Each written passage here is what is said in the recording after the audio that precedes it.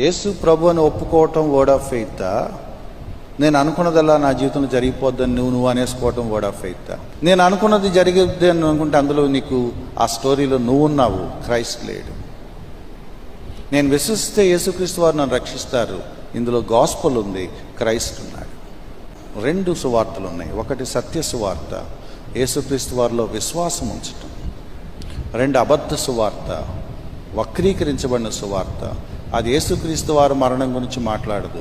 నీ నోటితో నువ్వేం కావాలో చెప్పుకో, అవి నీకు జరుగుతాయి అని చెప్పుద్ది. True gospel confesses that Christ is our lord.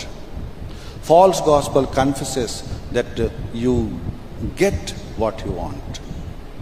ఇది స్వార్థం, ఇది విశ్వాసం. ఆయన నా కోసం మరణించాడని విశ్వసించటం వేరు, నేను ఏది కోరుకుంటే జరుగుద్ది లైఫ్లో అనుకోవటం వేరు.